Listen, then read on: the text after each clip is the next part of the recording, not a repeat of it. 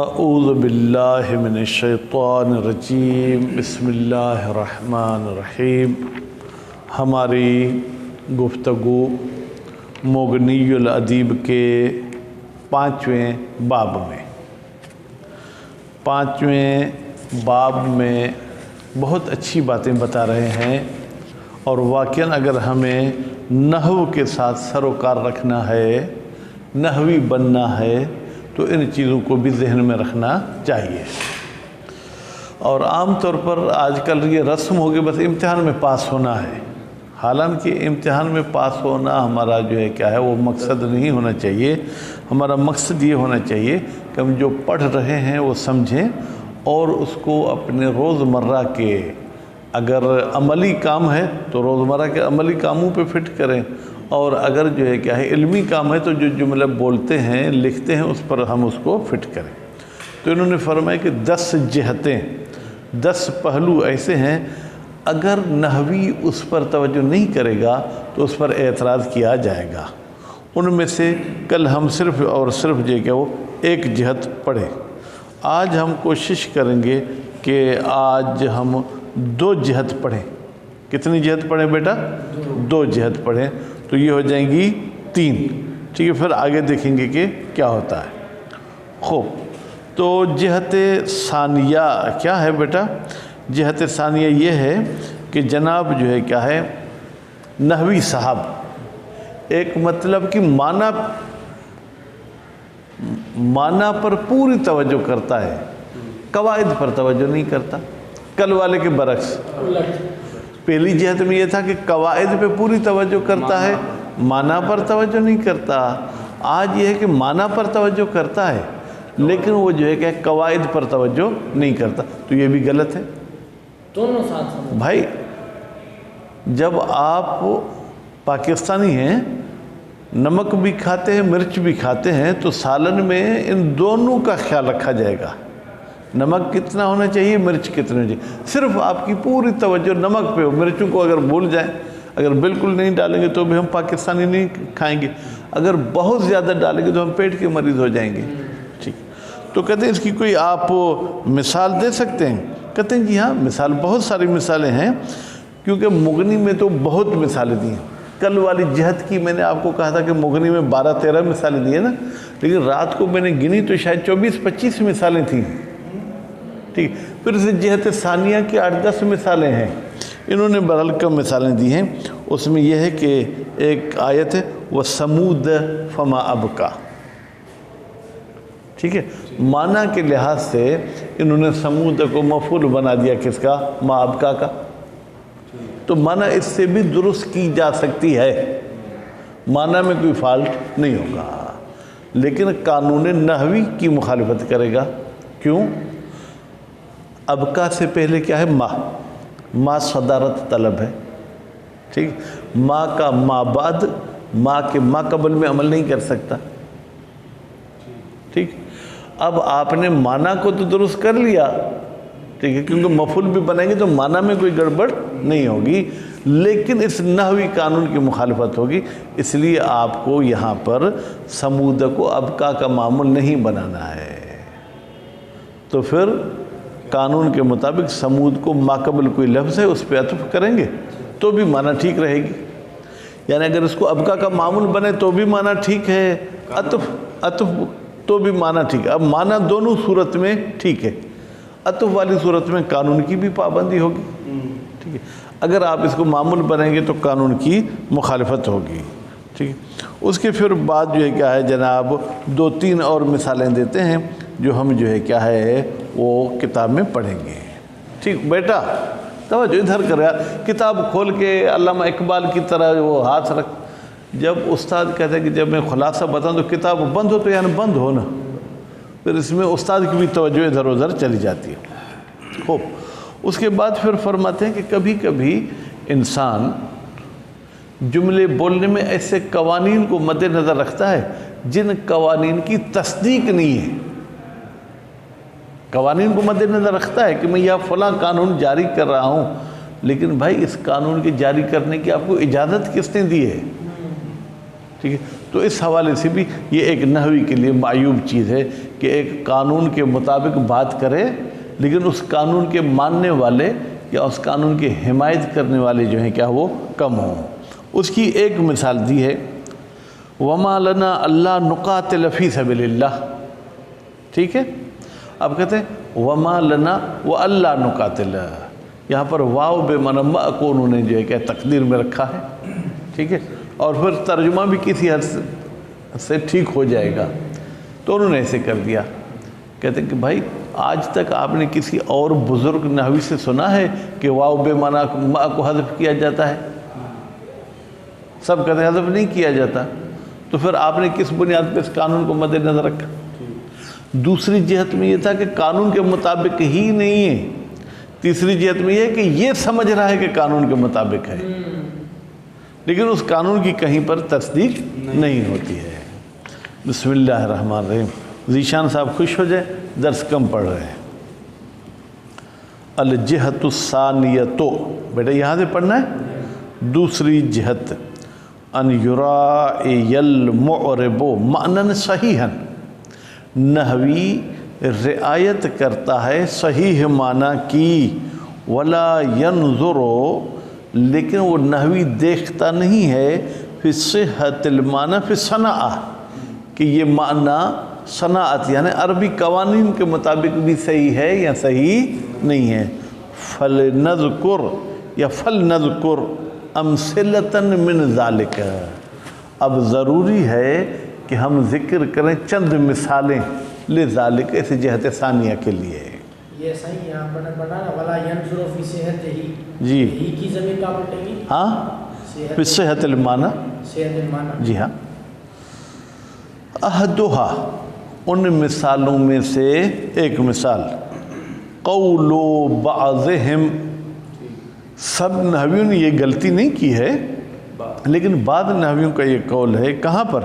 فی کے بعد قول تعالیٰ کہتا تو بھی بہتر ہے، اگر قول تعالیٰ نہیں بھی کہا نجم پھر وہ حوالہ دیا تو اس سے بھی پتہ چلتا ہے کہ یہ قرآن کی آیت ہے، کوئی عام جملہ نہیں ہے۔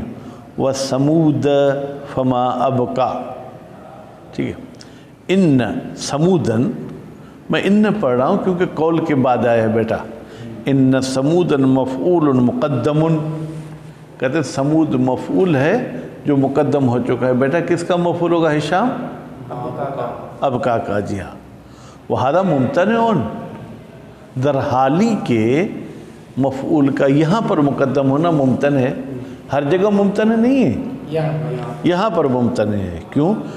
لأن لمن نافیت صدر، اس لیے کہ ما نافیہ کے لیے کیا ہے؟ صدارت ہے۔ فلا يعمل ما بعد ما فيما قبل ما، پس ما کا بعد والا لفظ ما کے ما قبل والے لفظ میں عمل نہیں کرے گا۔ وَإِنَّمَا هُوَ مَعْطُوفٌ عَلَىٰ عَادٍ، وَإِنَّمَا ہوا کدھر مل جائے گی؟ سمود کی طرف، اور یہ سمود عطف ہوا ہے کس پر؟ عادن پر۔ او یا بھائی چلو اس پر عطف نہیں مانے تو یہاں پر اس سے پہلے جو ہے گویا کہ جو ہے نا وہ باب اشتغال والی بات لے آئیں، ٹھیک ہے؟ اس سے پہلے ایک عامل کو تقدیر میں رکھے اور ما آپ کا مثلا اس کی وضاحت کر رہے ہیں، یا اشتغال کا بھی نام نہ لیں، ایک عامل کو مقدر رکھیں، یعنی یوں کہیں وہ اہلک سمودن، اور اس نے ہلاک کر دیا سمود کو۔ فما ابقا، ما ابقا کا بھی مطلب ہے کہ باقی نہیں رکھا، باقی نہ رکھنا یعنی کیا؟ یعنی ہلاک کرنا، ٹھیک۔ الثانی، الثانی سے پہلے ایک لفظ تقدیر میں رکھیں، المثال الثانی، دوسرا مثال، پاؤں نیچے کرو وہ ذیشان۔ تعلیق بعضہم الظرف، تعلیق کہا، تعلق نہیں کہا۔ تعلیق کا مطلب ہے تعلق کراتے ہیں، ٹھیک ہے؟ بعض نحوی ظرف کا من قولہ تعالی، اللہ تعالیٰ کے اس قول سے، وَلَوْلَا فَضْلُ اللَّهِ عَلَيْكُمْ، اگر اللہ کا فضل نہیں ہوتا تم پر۔ یہاں پر کون سا ظرف ہے؟ علیکم، یہ جار مجرور ہے، لیکن جار مجرور کو کبھی ظرف کہیں تو بھی گنجائش ہے، بمحذوف۔ اب ان بعض نحویوں نے کیا کہا؟ کہا کہ علیکم کا تعلق ایک محذوف سے ہے، تو علیکم ہو جائے گا متعلق، اور وہ محذوف ہو جائے گا متعلق، ٹھیک ہے۔ اے کائن علیکم، یعنی اللہ کا فضل تم پر جاری و ساری ہے۔ کائن اس میں فاعل ہے، وہ محذوف ہے، علیکم کا تعلق اس کے ساتھ ہے، لیکن وَذَلِكَ مُمْتَنِعٌ عِنْدَ الْجَمْهُورِ، یہاں پر کائن کو تقدیر میں رکھنا ممتنع ہے جمہور کے نزدیک۔ بھائی کیوں حاجی صاحب؟ اس لیے کہ کائن کو بھی ترکیب کے لحاظ سے تو کچھ مانیں گے نا، مرفوع ہے، یا اس کو مبتدا مانے، یا اس کو خبر مانے، یا فاعل مانے، یا نائب فاعل مانے، یا اسم کان مانے، یا خبر حروف مشبہ، اس قسم کوئی چیز تو ماننی پڑے گی نا۔ کہتے ہیں بظاہر لگتا تو یہ ہے کہ فضل اللہ مبتدا ہے اور کائن اس کی خبر ہے، ٹھیک، تو پھر اس میں کیا قباحت ہے؟ کہتے ہیں قباحت یہ ہے کہ لولا کی خبر کو حذف کرنا واجب ہے۔ لولا امتناعی آپ پڑھ کے ہے نا، لولا فلان لولا علی لہلک فلان، ٹھیک ہے، تو بہرحال تو لولا علی موجود کو آپ نے تقدیر میں رکھا تھا۔ کہتے ہیں وَذَلِكَ مُمْتَنِعٌ عِنْدَ الْجَمْهُورِ وَإِنَّمَا هُوَ مُتَعَلِّقٌ بِالْمَذْكُورِ، اور بتحقیق علیکم کا تعلق کس کے ساتھ ہے؟ مذکور۔ مذکور عبارت میں کیا فضل ہے، فضل مصدر ہے، اس کے ساتھ بھی تعلق ہو سکتا ہے، وَهُوَ الْفَضْلُ لِأَنَّ خبر المبتدأ بعد لولا واجب الحذف، دیکھیں لولا کے بعد کی جو مبتدا ہے اس کے خبر کا حذف کرنا کیا ہے؟ واجب ہے۔ الثالثو، جناب تیسری مثال ذیشان صاحب، قول بعضہم، بعض نحویوں کا قول ہے فی، کیونکہ اصل قرآن مجید کی آیات کو اگر ہم ہر لحاظ سے سمجھ جائیں تو ہماری زندگی تبدیل ہو جائے گی، سنور جائے گی، ٹھیک ہے۔ وما ہوا بمزحزہ من العذاب ان یعمر، بیٹا اب یہاں پر کیا شاہد مثال ہے؟ فرماتے ان ہوا ضمیر شان، بے تحقیق ہوا کیا ہے؟ ضمیر شان ہے۔ کہاں پر ہے؟ ماں کے بعد جو ہوا آئی ہے، ٹھیک ہے، یہ ضمیر شان ہے۔ وَأَنْ يُعَمَّرَ مُبْتَدَأٌ، اور پھر ان یعمر بھی تعویل مصدر میں جائے گا، اور پھر یہ کیا بن جائے گا؟ مبتدا، ٹھیک ہے۔ وَبِمُزَحْزِحِ خَبَرٌ، اور بمزحزح جو ہے کیا ہے؟ خبر ہے۔ وَلَوْ كَانَ كَذَلِكَ، بعض تو کہتے ہیں کہ بمزحزح خبر ہے، کہتے ہیں اگر یہ خبر ہوتی تو لم يدخل الباء فی الخبر، پھر آپ نے عامل لفظی کو جو ہے خبر پر کیسے داخل کر دیا؟ آپ کہیں گے یہ باء زائدہ ہے، باء زائدہ داخل ہو سکتی ہے، بھائی باء زائدہ بھی لیس کی خبر پہ داخل ہوتی ہے، ہر چیز کی خبر پہ وہ بھی داخل نہیں ہوتی۔ اگر اس کو خبر مانو گے تو یہ اعتراض لازم آئے گا، ٹھیک۔ الجہت الثانیۃ، تین مثالیں ہو گئیں۔